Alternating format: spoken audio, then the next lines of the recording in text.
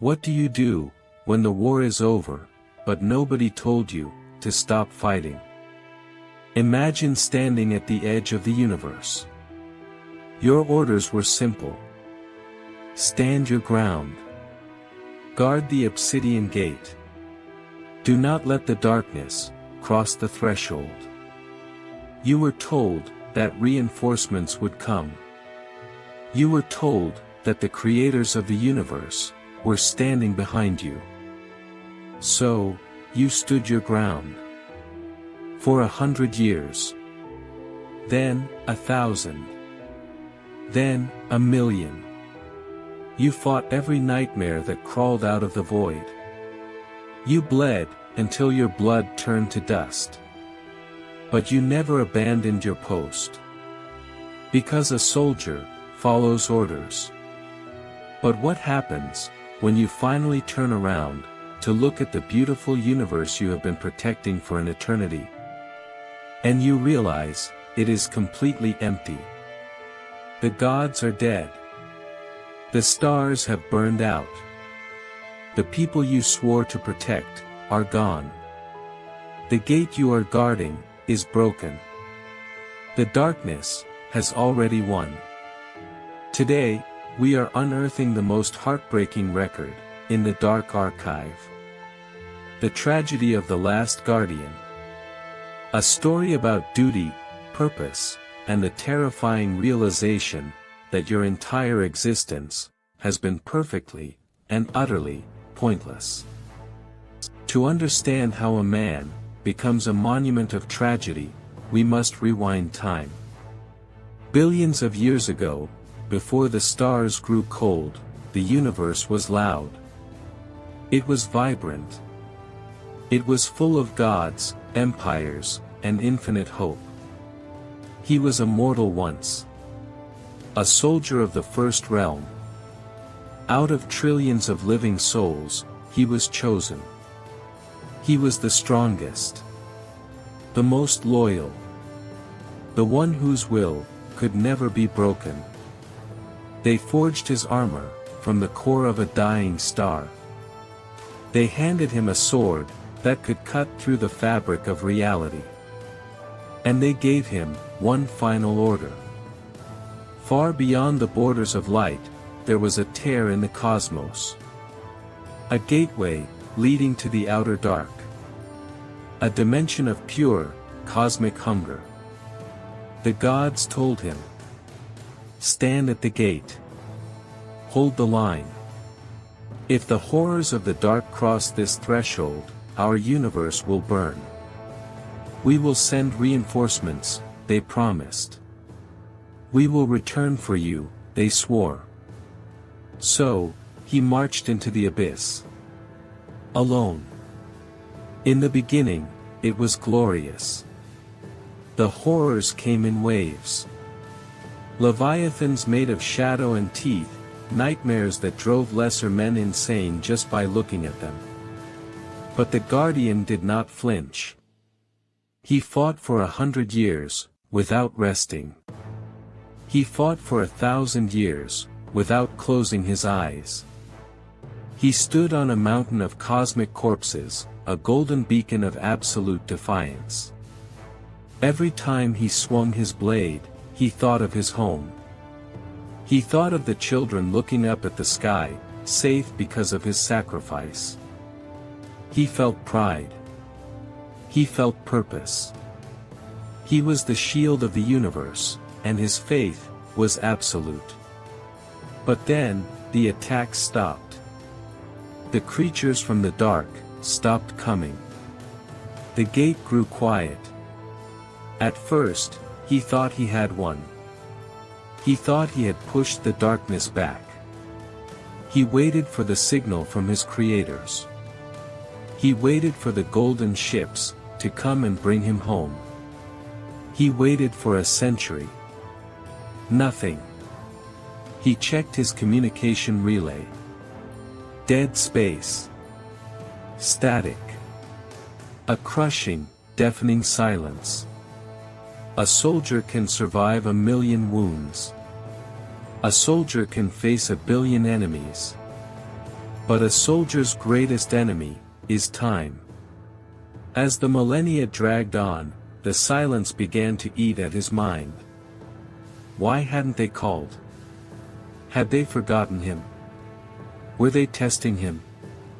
To keep himself sane, he began to talk to himself. He recited the names of the gods. He repeated his orders, over, and over, and over again. Hold the line. They will come. Hold the line. They will come. 1,000,000 years turned into 1,000,000,000. The golden armor, rusted. The sword that could cut reality, became heavy, dull, and cracked. He forgot the sound of music.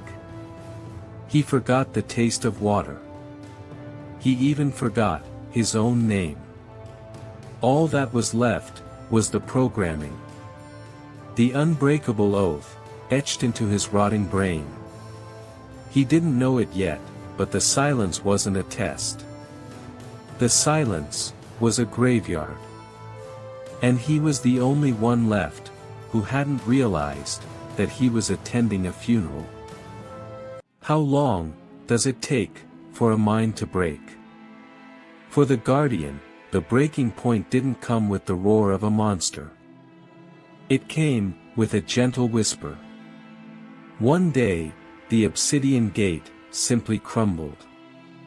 Not from an invasion. Not from a grand cosmic battle. It crumbled because the atoms holding it together simply died of old age. The barrier was gone. The gateway to the outer dark was completely open. He raised his rusted sword. He braced his broken body for the final stand. He waited for the infinite army of shadows to pour through and consume his universe. But nothing came. The outer dark was perfectly still.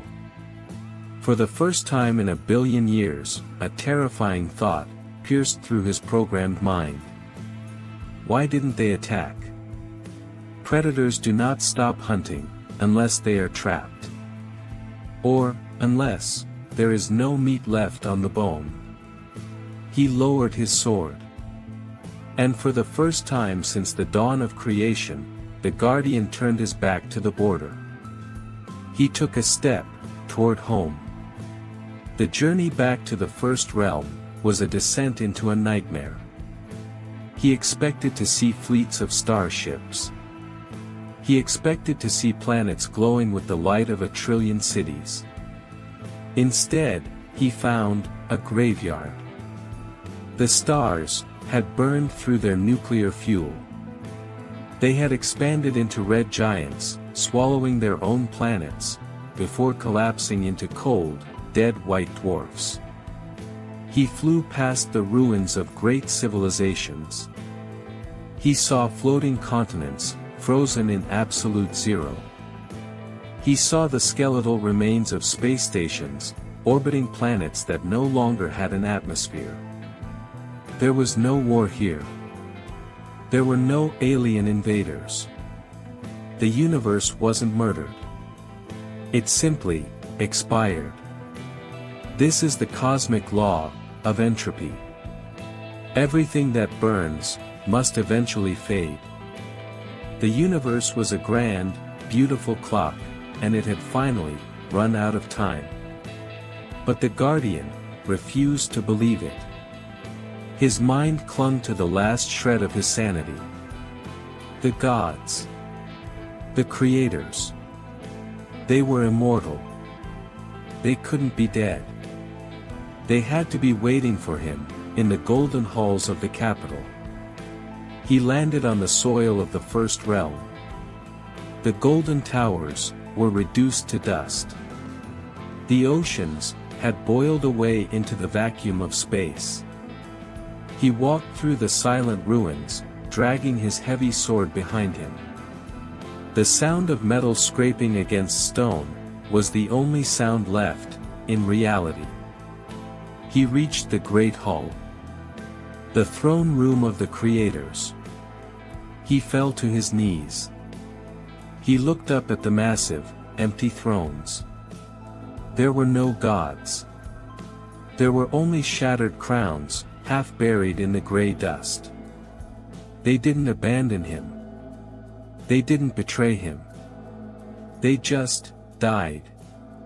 Millions of years ago, while he was out there, fighting the dark, the people he loved, took their last breaths.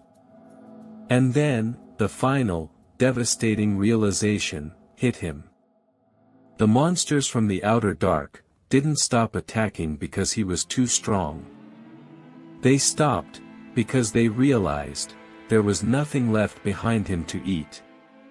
He wasn't a hero guarding a fortress. He was a scarecrow, standing in a dead field. He had spent eternity protecting a tomb. What happens to a machine when its task is complete? It powers down. It goes to sleep. What happens to a mortal mind when it realizes its entire life was a pointless joke? It breaks. It goes mad. It surrenders to the void. The Guardian had a choice. He could pull the core from his chest. He could end the eternal torment right here, in the ashes of the gods he once worshipped. He could finally rest. But he didn't pull the core. Because the gods made one miscalculation when they forged him.